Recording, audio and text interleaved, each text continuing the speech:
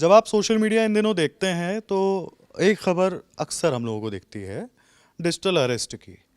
किसी व्यक्ति का, किसी अनजान व्यक्ति का फ़ोन आता है, वो आपको ढेर सारी बातें बताता है, उसके बाद कहता है कि आप इन इन मामलों में फंस चुके हैं। कोई पुलिस वाला बनकर बात करता है तो कोई अलग अधिकारी बनकर। ऐसा ही एक मामला सामने आया है। उस मामले की जानकारी देने के लिए मेरे साथ मौजूद हैं सोनल, जो बताएंगी उस पूरी घटना के बारे में। तो उस घटना के बारे में जानते हैं। तो सोनल, ये क्या पूरा मामला है, इसके बारे में बताइए और इसमें क्या क्या हुआ है। हिमांशु, कभी हम डिजिटल इंडिया के नारे सुना करते थे और कहा जाता था कि इंडिया को जब डिजिटल बनाया जाएगा या इसका डिजिटलीकरण किया जा रहा है तो उसके बहुत सारे फ़ायदे हैं। उससे लोगों का बहुत फ़ायदा होगा, उनका वक्त बचेगा, उनका समय बचेगा, ट्रांसपेरेंसी आएगी। लेकिन कब डिजिटल इंडिया का नारा धीरे धीरे डिजिटल अरेस्ट की खबरों से रिप्लेस होने लगा, ये समझ ही नहीं आया। अगर आप पिछले कुछ महीनों की खबरें उठाकर देखेंगे, आप अगर गूगल पे नॉर्मल डिजिटल अरेस्ट एक शब्द ही टाइप करेंगे और न्यूज़ सेक्शन में जाएंगे तो आपको हर दूसरे दिन कहीं ना कहीं से कोई ना कोई ऐसी खबर सुनने के लिए या देखने के लिए मिल ही जाएगी। और ये वो मामले हैं जो रिपोर्ट हो रहे हैं, जिसके बारे में केस दर्ज हो रहा है या लोग सामने आकर बता रहे हैं तो पता चल रहा है। अदरवाइज इंडिया में ऐसे इतने ज़्यादा और इतने फ्रीक्वेंटली ये केस हो रहे हैं कि मतलब आप अगर अपने घर के आसपास भी बात करेंगे तो कोई ना कोई शायद आपके जान पहचान में या फिर आपके नोन में मिल ही जाएगा जो हाल फिलहाल में इसका शिकार हुआ हो। आज इसकी बात इसलिए हो रही है क्योंकि 2017 में जो लड़की फेमिना मिस इंडिया बनी थी, जो उसकी विनर थी शिवांकिता दीक्षित, अगर आप कहें तो मैं उनकी तस्वीर भी दिखा देती हूँ जिनको अगर उस वक्त की खबरें याद हो तो ये शिवांकिता हैं। 2017 में इन्होंने फेमिना मिस इंडिया का खिताब जीता था। खबर आई है कि इनके साथ भी वही हुआ जो अमूमन हर किसी के साथ हो रहा है, डिजिटल अरेस्ट हुआ और इनसे 99,000 रुपये ट्रांसफ़र करवाए गए, लिए गए। 99,000 इसलिए क्योंकि इनके बैंक अकाउंट की लिमिट थी और फिर इन्होंने कहा कि मैं अपने दोस्तों से, रिश्तेदारों से, उन सब से मांग के आगे के पैसे देती हूँ। मांगे तो 2.5 लाख रुपए गए थे। इस पूरी कहानी की शुरुआत जैसा अब तक, मतलब अब तो रिपीट करते करते भी मुझे लगने लगा है कि ये स्क्रिप्ट भी एक ही तरह की है। हम इतनी बार इतने तरह के वीडियो, इनफैक्ट हम जिस ग्रुप में काम करते हैं, आज तक की ही एक पत्रकार हैं, उनका भी डिजिटल अरेस्ट हुआ था। उन्होंने फर्स्ट हैंड सारी इन्फॉर्मेशन दी और बताया कि उनके साथ क्या हुआ। लगभग वैसी ही कहानी शिवांकिता की भी है। वो आगरा में अपने घर वालों के साथ रहती है। उनके पास सबसे पहले कॉल आया और जिस व्यक्ति ने कॉल किया उन्होंने कहा कि मैं सीबीआई का ऑफिसर बोल रहा हूँ, आपका जो बैंक अकाउंट है, उनका बैंक अकाउंट एचडीएफसी बैंक के साथ था, तो कहा गया कि आपका जो एचडीएफसी बैंक का अकाउंट है वो बैंक अकाउंट ऐसी गतिविधियों से या उस बैंक अकाउंट के ज़रिए ऐसी गतिविधियाँ हो रही है जो इलीगल है। उसमें कहा गया कि आपके उससे रॉबरी हो रही है, मतलब चोरी हो रही है, किसी छोटे बच्चे को उसके ज़रिए उसकी किडनैपिंग हो रही है और इन सब गतिविधियों में आपके बैंक अकाउंट का लेन देन के लिए इस्तेमाल हो रहा है। और फिर जब ये पहला कॉल आया उसके बाद अगला कॉल उनको व्हाट्सएप कॉल पर आया और वहाँ पर एक व्यक्ति उनको पुलिस के गेटअप में दिखा। वो पुलिस ऑफिसर बनकर दिल्ली पुलिस का ऑफिसर खुद को क्लेम करते हुए बात कर रहा था और कह रहा था कि आप, मतलब इसको अगर आप अभी लीगली प्रोसीड करती हैं, आप हमारे साथ पूरा सहयोग करती हैं तो हम आपकी हेल्प करेंगे, हम आपके ही साथ हैं। हमें जब पता चला कि आपका ऐसे ऐसा बैंक अकाउंट है इसलिए हम आपको कांटेक्ट कर रहे हैं। और शिवांकिता का जो वर्जन है उनका कहना है कि मुझे इस दौरान 4 लोगों से बात करवाई गई जिसमें से एक महिला भी शामिल थी। ये कहकर बात करवाई गई कि क्योंकि आप एक महिला हैं तो एक महिला पुलिस ऑफिसर आपके इस केस को आगे डील करेंगी या वो आपकी तरफ से हेल्प करेंगी। और ये सब करते हुए उनसे 2.5 लाख रुपए मांगे गए। कहा गया कि आपको 2.5 लाख रुपए देना होगा और मामला रफा दफा करना है।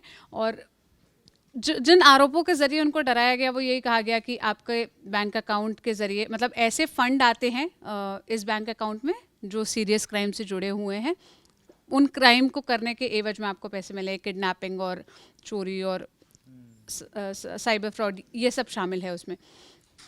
उसके बाद जैसा शिवांकिता का वर्जन हमने शुरुआत में बताया था कि जितनी उनकी बैंक अकाउंट की लिमिट थी 99,000 रुपये उन्होंने ट्रांसफ़र कर दिए और कहा कि बाकी वो अपने दोस्तों से या रिश्तेदारों से मांग कर या उनसे उधार लेकर फिर दे पाएंगी उनके ज़रिए।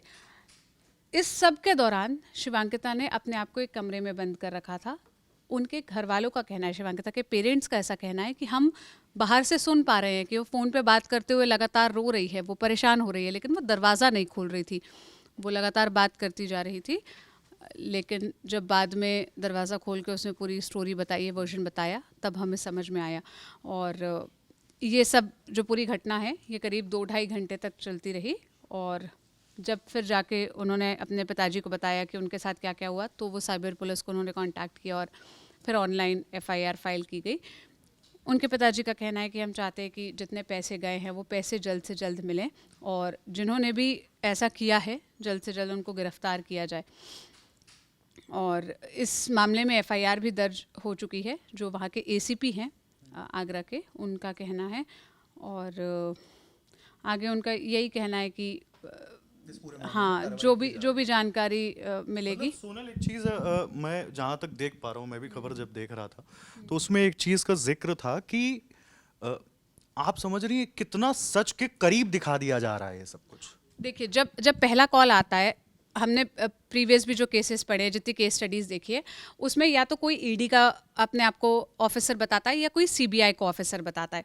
और आप अगर उन वीडियो कॉल के स्क्रीनशॉट्स देखेंगे, इनफैक्ट ललिन टॉप में ही एक पत्रकार है, उनके पास भी ऐसी कॉल आया, तो उन्होंने जस्ट क्यूरियोसिटी के लिए की और बात की कि किस तरह से ये पूरा ट्रैप फैला रहे हैं या फंसा रहे हैं। तो वो बाकायदा ड्रेस्ड अप रहते हैं, उनको पता होता है कि जैसे हम टारगेट लेते हैं ना कि सुबह ये काम निपटाने, तो वो उसी वेशभूषा में बैठे रहते हैं, बिल्कुल वैसे ड्रेस्ड अप होके, सामने वाले को ये कन्विंस करने के लिए, तैयार करने के लिए कि जो भी आपको दिख रहा है यही सच है, यही रियलिटी है, और फिर आदमी उसमें फंसता जाता है। किसी को जो इस केस का विक्टिम नहीं है, हमें भी ऐसे लगता था कि ऐसा कैसे हो सकता है, कैसे पढ़े लिखे समझदार लोग जिनको हर बात की जानकारी है वो इसमें फंसते जाते हैं।